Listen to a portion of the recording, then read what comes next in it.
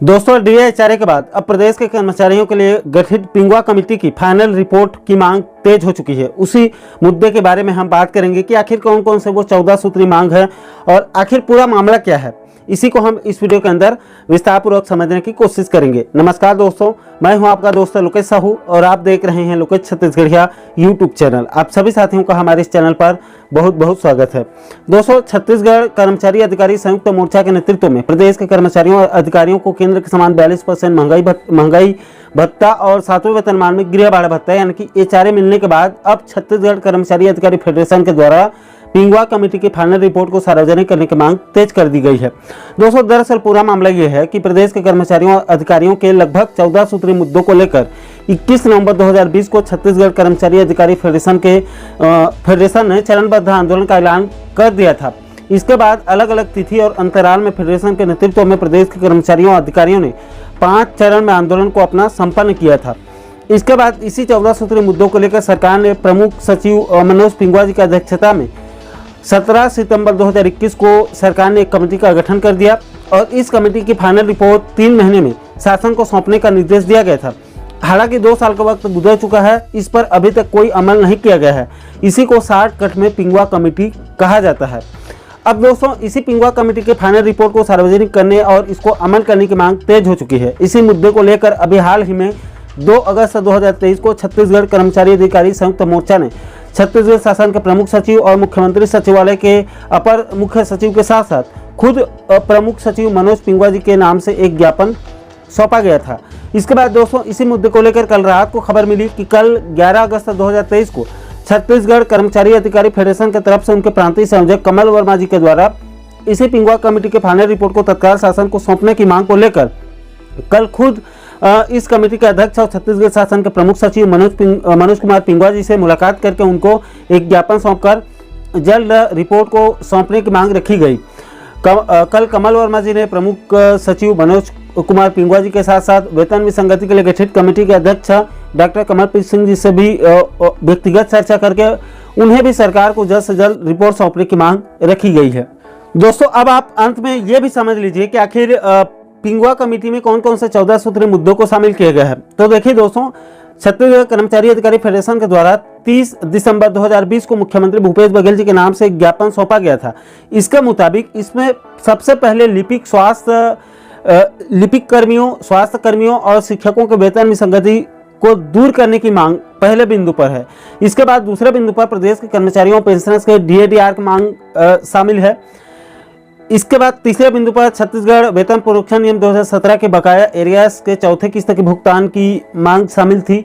चौथे बिंदु पर सभी विभागों में लंबित संवर्गीय पदोन्नति, क्रमोन्नति, समयमान और तृतीय समयमान वेतनमान का लाभ तय समय सीमा में देने की मांग शामिल थी।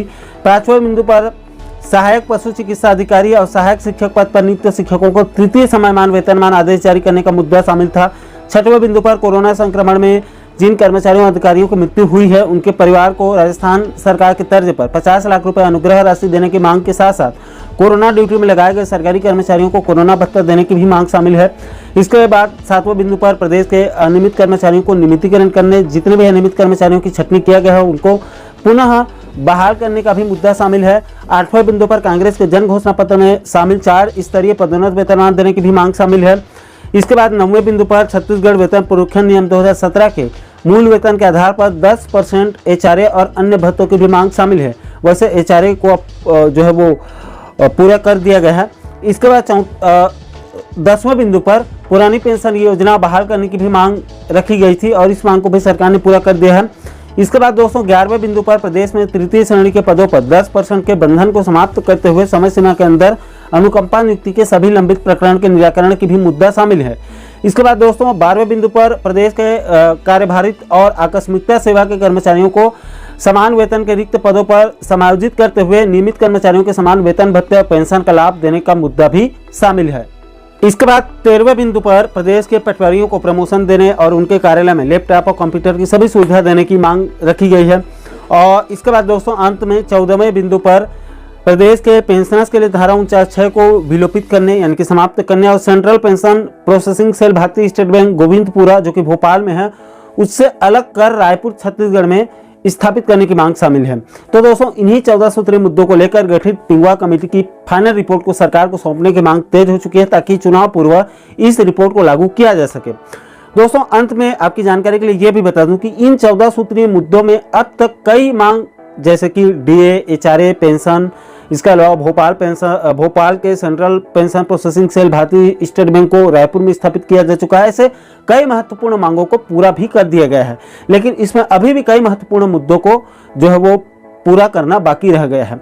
तो आशा करता हूं दोस्तों कि आप इस वीडियो के माध्यम से प्रदेश के कर्मचारियों, अधिकारियों के और साथ ही साथ पेंशनर्स के, इसके अलावा अनियमित कर्मचारियों के इसी 14 सूत्रीय मुद्दों को लेकर गठित पिंगुआ कमेटी के पूरे मुद्दे को, पूरे मामले को आप अच्छे से समझ गए होंगे। दोस्तों, इस पूरे मामले पर आप लोगों की क्या राय है? क्या चुनाव पूर्व पिंगुआ कमेटी अपना रिपोर्ट सरकार को सौंप पाएगी, और क्या सरकार चुनाव से पहले इस कमेटी के रिपोर्ट को लागू कर पाएगी अथवा नहीं? इस पूरे मामले पर, इस पूरे मुद्दे पर आप लोगों की क्या राय है? नीचे आप कमेंट सेक्शन में अपनी प्रतिक्रिया जरूर साझा कीजिएगा। और दोस्तों, आप आगे भी प्रदेश के कर्मचारियों, पेंशनर्स के डीए, एचआरए, डीआर के साथ साथ और भी अन्य महत्वपूर्ण मुद्दों पर वीडियो देखना चाहते हैं तो हमारे चैनल को आप सब्सक्राइब जरूर कर लीजिएगा, ताकि आने वाले सभी नए वीडियो के नोटिफिकेशन आप लोगों तक तुरंत पहुंच सके। दोस्तों, अभी के लिए फिलहाल इस वीडियो में इतना ही। मुझे दीजिए इजाजत। मैं मिलता हूं आपसे एक और महत्वपूर्ण मुद्दे के साथ, महत्वपूर्ण टॉपिक के साथ। तब तक के लिए जय हिंद, जय छत्तीसगढ़।